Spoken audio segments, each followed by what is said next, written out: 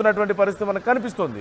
విజువల్స్లో మనం చూస్తున్నాం ఆర్టీవీ ఎక్స్క్లూజివ్గా ఇక్కడ నేపాల్లో ఉన్నటువంటి పరిస్థితి, చైనా నేపాల్ బోర్డర్, అలాగే నేపాల్లో ఉన్నటువంటి పరిస్థితిని చూపిస్తుంది మీకు. అక్కడ ఉన్నటువంటి కార్లు, ఈ బోట్లు కూడా కొట్టుకుపోయినట్లుగా మనకు కనిపిస్తుంది. ఇళ్లన్నీ కూడా పూర్తిగా ఇంటి పైకప్పు వరకు కూడా నీరు అక్కడ ఆగినటువంటి పరిస్థితి మనకు కనిపిస్తుంది, నీరు నిలిచిపోయినటువంటి పరిస్థితి.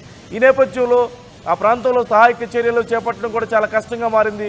మరోవైపు పొంగి పొర్లుతున్నటువంటి బోటే కోషి అనేటువంటి నది ప్రవాహాన్ని కూడా మనం చూస్తున్నాం. సాధారణంగా ఉండేటువంటి నది ప్రవాహంతో పోలిస్తే ఇప్పుడు చాలా ఉధృతంగా ప్రవహిస్తుంది. స్క్రీన్లో మనం క్లియర్గా చూడొచ్చు. ఈ నేపథ్యంలో ఉన్నటువంటి వంతెనలు కూడా కొట్టుకుపోయినట్లుగా మనకు సమాచారం అందుతోంది. అలాగే సహాయక చర్యల కోసం వెళ్ళినటువంటి 12 మంది పోలీసులు, వ్యాపారులు కూడా చిక్కుకున్నట్లుగా తెలుస్తుంది. 200కు పైగా వాహనాలు ఈ వరద ప్రవాహంలో కొట్టుకుపోయాయి. ఈ ఆకస్మిక వరదలతో నేపాల్ అధికారులు ఇప్పటికే అప్రమత్తం అయ్యారు. మరోవైపు ఈ బోటే కోషి నది, రుసువా జిల్లాలో ఉన్నటువంటి బోటే కోషి నది ప్రధానంగా ఇటు చైనా మీదుగా నేపాల్ బోర్డర్ గుండా ప్రవహిస్తున్న తరుణంలో ఇంత దారుణమైనటువంటి ఫ్లడ్స్ నేపాల్ను చుట్టుముట్టడానికి కారణమైనట్లుగా మనకు కనిపిస్తుంది. అయితే దీనికి సంబంధించి పరిస్థితి ఎప్పుడు అదుపులోకి వస్తుంది అనేది మాత్రం ఇంకా తెలియాల్సి ఉంది. మరోవైపు ఈ బ్రిడ్జ్ కూడా కొట్టుకుపోయినట్లుగా తెలుస్తుంది.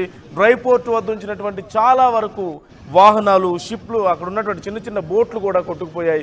మనం చూస్తున్నాం బుద్ధుడి విగ్రహం పై వరకు కూడా ప్రవహిస్తున్నటువంటి తీరు. అలాగే అక్కడ కొన్ని ప్రాంతాల్లో నది బాగా ఉధృతంగా ప్రవహిస్తున్న తరుణంలో చాలా స్ప్రెడ్ అవుతూ వస్తుంది. దీని కారణంగా చాలా ప్రాంతాల్లో ఈ ఆనకట్టలు కూడా, చిన్న చిన్న ఆనకట్టలు తెగిపోయి ఊళ్ళలోకి, అక్కడ ఉన్నటువంటి చిన్న చిన్న విలేజెస్లోకి భారీగా వరద చేరింది. మరోవైపు సుమారుగా ఒక అంతస్తు వరకు నది పారుతున్న నేపథ్యంలో, ఫ్లడ్ వాటర్ అంతా కూడా పారుతున్న నేపథ్యంలో ఇళ్లలో ఉండలేని పరిస్థితి కనిపిస్తోంది. చాలా వరకు కూడా ఇళ్ళు కొట్టుకుపోయాయి. సహాయక చర్యల కోసం వెయిట్ చేస్తున్నారు చాలామంది ప్రజలు. ఎప్పుడొచ్చి అధికారులు మమ్మల్ని రక్షిస్తారా అంటూ. మరోవైపు అధికారులు ఆర్మీ హెల్ప్ తీసుకుంటున్నారు.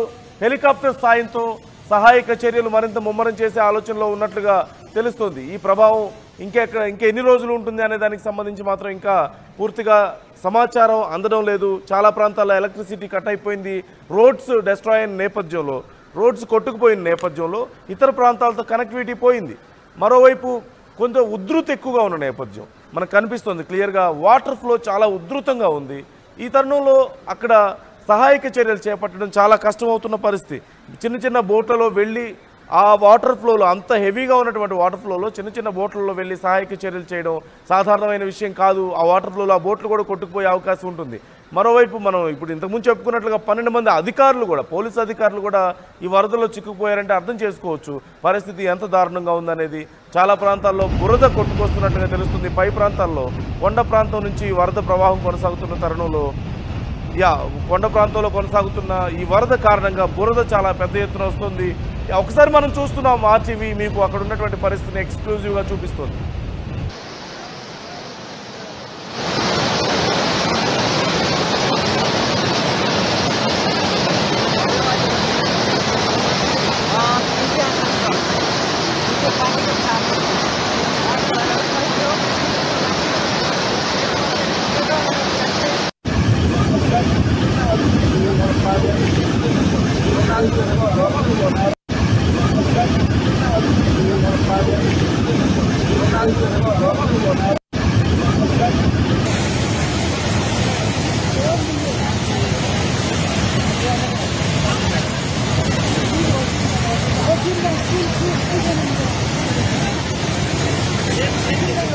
असार 24 गतिको दिन यस्तो भए हामी बिजोग पाए।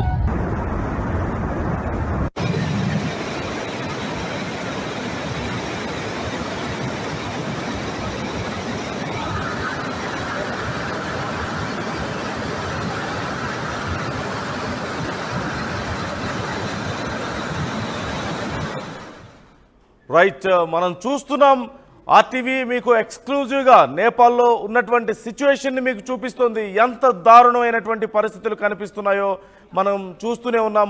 ఇప్పటికే చాలా ప్రాంతాల్లో వరల్డ్ వైడ్గా కూడా మనం సిచ్యువేషన్స్ చూస్తున్నాం. ఒక్కసారి స్క్రీన్లో చూస్తున్నాం. చాలా వరకు ఈ లారీలు, బస్సులు కూడా నీళ్లలో పూర్తిగా మునిగిపోయాయి. కొన్ని చిన్నపాటి బోట్లు కూడా ఈ ఫ్లడ్ వాటర్లో కొట్టుకుపోయినట్లుగా తెలుస్తుంది.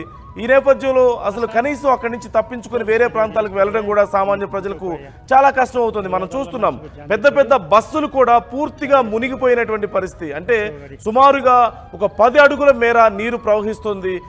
ఇంత భారీ వరదలో సామాన్య ప్రజలు తప్పించుకొని కనీసం ఆ వరద దాటిని తప్పించుకొని వెళ్ళడానికి కూడా అవకాశం లేకుండా పోయింది.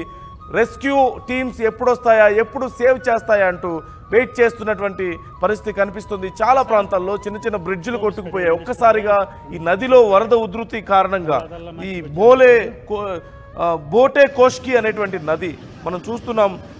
దీనివల్ల కూడా ప్రధానంగా నష్టం ఎక్కువగా జరిగింది. ఈ నదిలో వరద ప్రవాహం పెరగడం వల్ల టిబెటన్ రీజన్ ప్రధానంగా ఇక్కడ చాలా కీలకమైనటువంటి పరిస్థితి. టిబెటన్ రీజన్లో, చైనా టిబెటన్ రీజన్లో కనుక భారీ వర్షాలు కురిసినట్లయితే వాటి ప్రభావం సహజంగా నేపాల్ మీద చాలా ఎక్కువగా ఉంటుంది.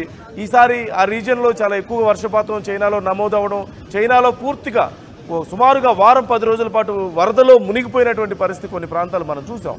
ఈ నేపథ్యంలో పైనుంచి ఆ వాటర్ అంతా కూడా ఈ టిబెటన్ రీజన్ నుంచి కిందకి నేపాల్ వైపుగా భారీ డిస్ట్రక్టివ్ ఫోర్స్తో వస్తున్నటువంటి ఈ ఫ్లడ్ని మనం చూస్తున్నాం. దీనివల్ల నేపాల్ అంతా కూడా అతలాకుతలం అవుతుంది. మరోవైపు హిమాచల్ ప్రదేశ్లో మనం చూస్తూనే ఉన్నాం వరుసగా భారీగా నమోదవుతున్నటువంటి వర్షపాతంతో అక్కడ కూడా పెద్ద ఎత్తున వరదలు మనకు కనిపిస్తూనే ఉన్నాయి. ఇళ్ళు కొట్టుకుపోతున్నాయి, బస్సులు కార్లు కొట్టుకుపోతున్నటువంటి పరిస్థితి మనకు కనిపిస్తుంది. బ్రిడ్జిలు కొట్టుకుపోతున్నాయి, రోడ్లు కొట్టుకుపోతున్నాయి. ఎలక్ట్రిసిటీ లేక ప్రజలు తీవ్ర ఇబ్బందులు పడుతున్నారు. కనీసం ఎవరికైనా కాల్ చేసి మాకు హెల్ప్ కావాలి అని అడిగేటువంటి పరిస్థితి కూడా అక్కడ లేనట్లుగా తెలుస్తుంది. ఈ నేపథ్యంలో రెస్క్యూ టీమ్స్ ఎప్పుడు వస్తాయా, మమ్మల్ని ఎప్పుడు సేవ్ చేస్తారా, మమ్మల్ని మా పిల్లల్ని ఎప్పుడు సేవ్ చేస్తారా అంటూ ఫ్యామిలీస్ అన్నీ కూడా గుప్పెట్లో ప్రాణాలను పట్టుకొని వెయిట్ చేస్తున్నటువంటి పరిస్థితి మనకు కనిపిస్తుంది. ఊళ్ళు కొట్టుకుపోతున్న తరుణంలో ఎంతమందిని సేవ్ చేయగలుగుతారు? అన్ఎక్స్పెక్టెడ్గా వచ్చినటువంటి ఫ్లడ్స్ కారణంగా మరోవైపు సిబ్బంది కూడా ప్రిపేర్డ్గా లేకపోవడం మరింత జాప్యానికి కారణమవుతోంది. వరల్డ్ వైడ్గా జరుగుతున్నటువంటి పరిణామాలు కూడా ఇక్కడ మనం ఒక్కసారి ఆలోచించాలి. వరల్డ్ వైడ్గా చైనాలో వరుసగా ఇంత భారీ వరదలు మనం చూసాం, భారీ వర్షపాతాన్ని మనం చూసాం. హిమాచల్ ప్రదేశ్లో చూస్తున్నాం, ఇప్పుడు నేపాల్లో చూస్తున్నాం.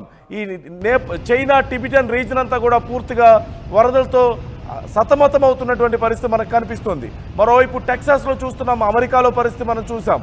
మరోవైపు చూసినట్లయితే జపాన్లో సిచ్యువేషన్ మనం చూసాం. వరుస భూకంపాలతో తల్లడిల్లిపోయింది జపాన్ మనం చూసాం. అసలు ఏం జరుగుతుందో, ఎంత పెద్ద డిస్ట్రక్షన్ ఉంటుందో అంటూ తల్లడిల్లిపోయినటువంటి పరిస్థితి. ఇవన్నీ చూస్తుంటే ఒక కీలకమైనటువంటి ప్రశ్న ఇక్కడ ఉత్పన్నమవుతుంది. ఎందుకని ఇంత భారీ ప్రకృతి విపత్తులు సంభవిస్తున్నాయి అనేది కూడా చాలా కీలకమైన పరిస్థితి మనకు కనిపిస్తుంది. మన స్క్రీన్ మీద ఆర్టీవీ మీకు ఎక్స్క్లూజివ్గా ప్రజెంట్ చేస్తుంది. పోర్చుగల్లో, జపాన్లో, అలాగే అమెరికా, గ్రీస్ వరుసగా చోటు చేసుకున్నటువంటి పరిణామాలు మనం చూస్తూనే ఉన్నాం. పోర్చుగల్లో వచ్చినటువంటి ఈ భారీ మేఘానికి సంబంధించి ఎంత పెద్ద గందరగోళం జరిగిందో మనం చూసాం. అక్కడ ఉన్న వాళ్ళందరూ కూడా పరుగులు పెట్టారు ప్రాణాలు అరచేతిలో పెట్టుకొని. ఏం జరుగుతుంది, ఇదేమన్నా పెద్ద ఆలోచిందా, మింగేస్తుందా మనల్ని అంటూ పరుగులు పెట్టినటువంటి పరిస్థితి. అసలు ఇలాంటిది ఎందుకు ఏర్పడింది అనేది కూడా వాతావరణ శాఖ కూడా అంచనా వేయలేని పరిస్థితి కనిపిస్తుంది. మరోవైపు జపాన్లో జరిగినటువంటి డిస్ట్రక్షన్ మనం చూసాం. ఒక వారం రోజుల్లోనే 1000 భూకంపాలు నమోదయ్యాయంటే ఎంత డేంజర్ జోన్లో జపాన్ ఉందనేది మనం చూసాం. చిన్న చిన్న దీవులను కూడా వాళ్ళు ఖాళీ చేయించేశారు. మరోవైపు అమెరికా టెక్సాస్లో ఉన్నటువంటి వరద ప్రభావాన్ని మనం చూస్తూనే ఉన్నాం. 45 నిమిషాల్లో 8 అడుగుల మేర వరద పెరిగింది అంటే, వరద ఉధృతి నదిలో పెరిగిందంటే అర్థం చేసుకోవచ్చు ఎంత భారీ వరదలు అక్కడ చోటు చేసుకున్నాయి. మరోవైపు గ్రీస్లో ఉన్నటువంటి విపత్తును కూడా మనం చూసాం. మొత్తం పూర్తిగా దగ్ధమైనటువంటి పరిస్థితి అక్కడ ఉన్నటువంటి అడవులన్నీ కూడా.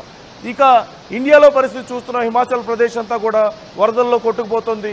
ఇప్పుడు నేపాల్ పరిస్థితి మనకు అలాగే కనిపిస్తుంది. చైనా వరుసగా గత 10 రోజుల నుంచి వరదలతో అల్లాడిపోతున్నటువంటి పరిస్థితి. ఎప్పుడు ఈ వరదల ప్రభావం తగ్గుతుందో తెలియక తల్లడిల్లిపోతున్నటువంటి పరిస్థితి. చైనా గవర్నమెంట్ కూడా ఇప్పుడు అక్కడి నుంచి ఈ వరద ప్రవాహం టిబెటన్ రీజన్ మీదుగా ఇప్పుడు నేపాల్ మీద కూడా ప్రభావం చూపిస్తున్నటువంటి తరుణాన్ని మనం చూస్తూనే ఉన్నాం. ఇప్పుడు నేపాల్లో ఎప్పటి వరకు ఈ వరద ప్రభావం కొనసాగుతుందో, ఈ పూర్తిగా పైనుంచి వస్తున్నటువంటి చైనా టిబెటన్ రీజన్ నుంచి వస్తున్నటువంటి ఈ ఫ్లడ్ వాటర్ అంతా కూడా ఎప్పటిలోపు క్లియర్ అవుతుందనేది తెలియడం లేదు. మరోవైపు ఒక్కసారిగా వచ్చినటువంటి ఈ ఫ్లడ్ వాటర్తో అధికారులు కూడా ముందుగా అంచనా వేయకపోవడం వల్ల సహాయక చర్యలకు సంసిద్ధంగా లేరు. దీని తరుణంలో ఒక్కసారిగా ఫ్లడ్ వాటర్ అంతా కూడా ప్రాంతాన్ని ముంచెత్తినట్లుగా తెలుస్తోంది. బ్రిడ్జిలు కొట్టుకుపోయాయి, చిన్న చిన్న బ్రిడ్జిలన్నీ కొట్టుకుపోయాయి. మనం చూస్తున్నాం పూర్తిగా బస్సు లారీలు కూడా మునిగిపోతున్నాయంటే అర్థం చేసుకోవచ్చు. సుమారుగా 8 నుంచి 10 అడుగుల వరకు కూడా ఈ వరద ప్రవాహం కొనసాగుతోంది. ఈ నేపథ్యంలో ఎప్పటిలోపు కంట్రోల్లోకి వస్తుందో తెలియడం లేదు. చాలా రీజియన్స్లో మనకు ఈ ఎలక్ట్రిసిటీ పూర్తిగా పోయిన నేపథ్యంలో ప్రజలు నానా